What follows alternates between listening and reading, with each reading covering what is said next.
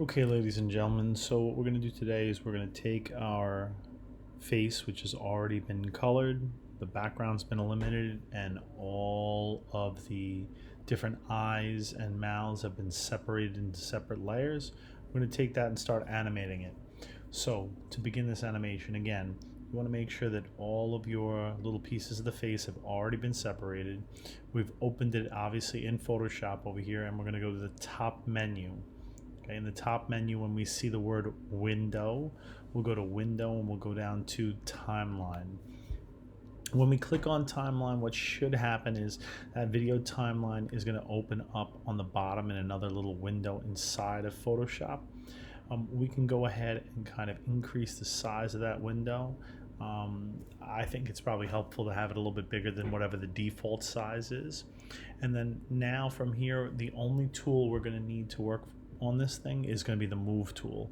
The move tool is the very top tool on the toolbar. It's that cross with the pointed edges. When you click on that, you want to make sure that auto select has been checked on. Okay, have auto select on, and you can have show transform controls select off. Sometimes those things are reversed. Just make sure it's the way mine is set up right now.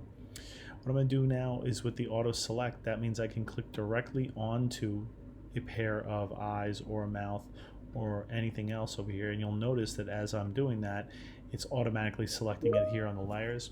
What I'm going to do is I'm going to take this and I'm going to go ahead and drag the regular eyes, my regular open eyes, onto the face. Now when you're trying to move it onto the face, you may notice some of these purple sort of guidelines. The purple guidelines want to snap this actual thing to a grid. It isn't exactly precise, so if you place it on the face and it's not exactly where you want it to be, you can always use the arrow keys on your keyboard to like nudge it into place. But once you've set up those regular eyes and they're exactly where you want them to be, you want to go over to your layers window and you want to make sure that whatever layer that is, it's all the way at the top. In this case, for this project, the student named it brown eye, and that one is over here set up where I want it to be, but it's not the top layer here, so I'm going to click on it here and just drag it up to the top so it's my top layer. Now I'm going to go over here to my timeline window and create a video timeline. You can just X that part out. The timeline is shown to you in purple bars. This purple bar represents time, a timeline. It's 5 seconds long. You can see the 1, 2, 3, and 15F. That would be like half a second. Every second is 30 frames, which means for every second the picture flashes before your eyes 30 times as it's being animated and changed. It's basically what high definition television works at. This little blue triangle right over here is your playhead. You'll see in the timeline you have some controls like video controls. If I press play, you'll notice the playhead moving across the video. That's your video. Now, mattering on how many programs you have open, this might move very fast or a little bit slow. And again, if you have things open like Microsoft Word or PowerPoint, this might be like a little stop and go, or it might stutter and be irregular. When we do export this, it'll be perfect, but for the sake of using the program and not having it lag or freeze on you, you may want to shut down the other programs you have running on your computer, so especially the ones like Microsoft Word and PowerPoint. When you click on the playhead and click and drag like what I'm doing right now, this is called scrubbing. Okay, it's a video editing term. Scrubbing just means you manually play through this backwards and forwards. What you want to do is you want to take that playhead and you want to scrub through and pick a point in time where something's going to happen. It can be a second, half a second, 3 seconds, wherever you want to place the playhead, but it can't be at the very, very beginning of this video and it can't be at the very end. It's important so you know how to do this because you need to know when things are going to happen. That's the whole point of editing. And what we're going to do is we're going to use the scissor tool over here. The scissor is actually called split at playhead. And when I click on that scissor, you'll see that it does split that frame, that timeline right at the playhead. What it's done is made a copy of the one that you originally had. So I have brown eye and now brown eye copy. They're identical. One stops, the other ends, and if you scrub through it, it looks like nothing's happened. But what I want to do right now is I want to go trim one of these back. Ideally, you should just pick the top layer, the copy layer. When you bring your mouse right to the very edge of that cut, you'll see you have almost like a bow and arrow. It's a bracket with an arrow going through it. That is called the trim tool. You can use that to trim back that layer, that timeline, and create a hole in the timeline. If I scrub through, you'll notice here are the eyes. They disappear and they reappear. If I play through this, you can see how long it is in fairly real time. If you wanted this to be quicker and happen faster, you would have less of a gap, less time. If you wanted to go longer, you can go and make that gap larger, and that means it will go slower. It doesn't really matter how big you make it, but it should be a gap nevertheless. If you haven't figured it out already, what we're going to do right now is we're going to take that gap and fill it with another set of eyes. So once you've made that gap, we're going to go ahead and click a different set of eyes with my auto select and place them on the face. I don't know if they're going to line up correctly, but the ones I picked are called right brown. I'm going to go ahead and mouse over. If you notice, I put them in exactly the right spot. And since they're underneath this other brown eye, you don't even really notice them. And if I play through, it looks like it just looks over. But secretly, you can actually see the two layers because bright brown goes through the entire video. What we want to do is we want to make sure that for the regular eyes, our regular brown eyes in this case, we're always making little cuts. For the eyes that we use to fill in this gap, we want to trim them only. So I'm going to trim this one down to fit this gap above. So now when you look at it, you see it starts, this little piece starts exactly when that one ends, and it ends right where this one starts. So when I play through, it's relatively seamless. So I've made my first animation. I want to use all my eyes. So what I want to do again is go to my top layer, in this case it's brown eye copy, make sure it's selected, pick a point in time where I want something to happen, and then I'm going to make a cut with the scissor. It's going to make yet another copy. I'm going to go to the top copy, I'm going to peel it back, make a gap, and now I'm going to use a different set of eyes. In this case, I'll grab my blank. Okay, I'll look at how that fits, and it fits pretty good. I just guessed it correctly. You might need to kind of nudge it into place to get it exact. And once again, these closed eyes, you can see that layer is right here.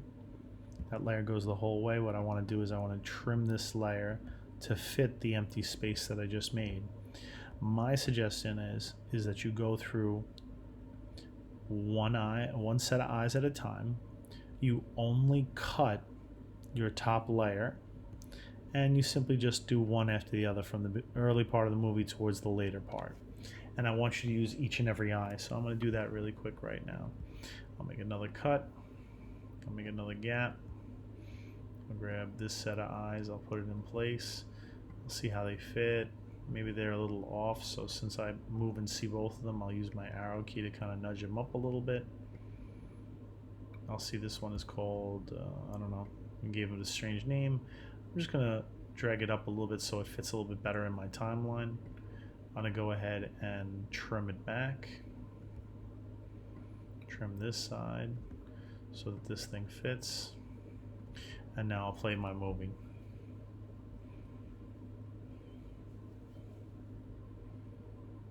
Now, one advanced move I'm going to give you right now, you should use all the eyes that you've made. So all 5 eyes should get used.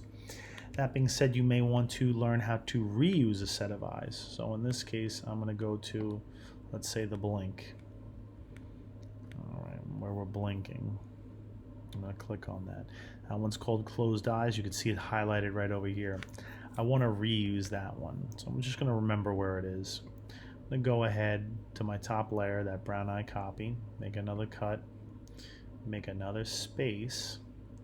And now what I want to do is go back to closed eyes. So I'm on the closed eye layer, I'm going to select it. Now, while I have my playhead right where I made that cut, and while I have closed eyes selected, I want to duplicate this layer. I'm just going to copy it exactly how it is, and insert it right where the playhead is. So in this case, I'm going to make sure it's highlighted. I'm going to hit Control J.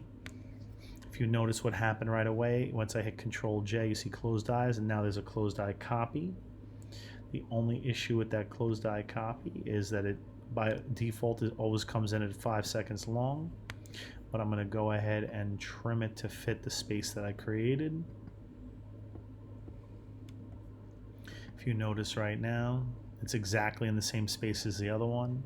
It's a good tool, and duplicating layers is good to know because that's what we're going to use for the mouth, since the mouth will be opening and closing much more rapidly than the eyes are. We are using the eyes right now to practice how to do this, and once you get good and understand the process on how to do this, then we'll do the mouth. You should move on to that. I'll put a separate video up for that. So when I have this, number one, the biggest important thing I can tell you is make sure you save your work. Okay, that's number one. Make sure you save your work. Number two, make sure we used all the eyes. So I'll go ahead and I'll make one more cut here. I'll make one more gap. I'll use these last sort of creepy looking eyes. I'll look at how they line up. I'll use my arrow keys to kind of place them a little bit better on the face. I'll take a look at them. They are this TGIs, whatever he named it. I'm going to trim that down to that tiny spot, and I can always use the playhead to kind of line things up. So I'll look at where I made that gap, and as long as you're doing it one piece at a time, that should make it pretty easy to kind of not get too confused. If you're jumping on all over the place, or you're clicking like crazy constantly, it's just going to get more and more confusing. So there are my animated eyes. Again, take a look at them. Make sure you save your work. Control S will save automatically. Now what I want to do is I want to take a look over here, and when I've done this all correctly, I have brown eye copy, 2, 3, 4, all these copies. So one thing I can do right now to sort of, I guess, condense all this and make it look a little cleaner, and again, this is a little advanced over here. After you've done everything, I can click and drag this brown eye to that brown eye level. And I can take this brown eye and drag it down to this level. And what you see is I'm basically putting them all on that same timeline. Technically, I'm not putting them on the same timeline. What I'm doing is I'm grouping them together. And you'll notice now that layer is called Video Group 1. If I go to this layer, you'll also see Video Group 1, and what I want to name it is Brown Eye. By doing this, I can clean up this layer over here, and that way I'm also cleaning up this, so all of my other stuff isn't getting all confused and I don't have a million layers to look at. So I've condensed this down. They're all still there just the way they were, except now it's just on one convenient layer I can collapse up and down. And I can also do that as well with my closed eyes. Since I did use closed eyes twice, okay, what I'll do is I'll take them and I'll group them as well. And then once again, they'll be automatically named as Video Group 1. I'll rename them Closed Eyes. This part that I'm doing right now, you don't have to do, but this will be helpful for you when we start animating the mouth, so that your timeline, this whole thing looks a little cleaner and there's less things to fish through. Make sure you save your work. Rewatch the video, pause as necessary, and do your best. If you're stuck and you can't do this, wait for help or ask me for help. With that, good luck and good night.